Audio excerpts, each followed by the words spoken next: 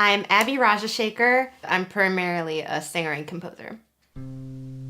If your main thing is always being out and needing to like catalog your life, and because that's like a thing that people just really do right now. I got this new place, this new thing, this new person. I guess I would suggest trying to slow down a little bit. I'm not lost in the dark, I'm not floating at sea. I picked a light topic, and I, like so many artists, do swing kind of serious typically with what I make, but I wanted to do something light and fun and lovely as opposed to like weighty. So Beauty and the Familiar was definitely something that inspired my imagination, but it was so hard because the whole time I was writing it, I was also trying to move. Life is full of all these things to go taste and see and love when we go out and we have adventures, but I think we should be tasting and reveling at home too. Every day I'm more yours and you are more mine. Oh. My process for writing this song, Beauty and the Familiar, of taking the concept of having the most beautiful things not being the huge crazy adventures, but the most beautiful things are like the nourishing, relaxing, lovely substance of life.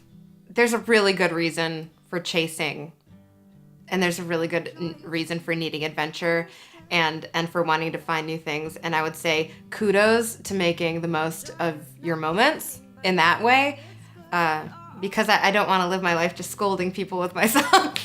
But I would say the quieter moments and the moments of not just shooting yourself out into the space of the universe, but when you get feedback, those are the meaningful ones. Those are what we remember. Those are what makes hard times bearable.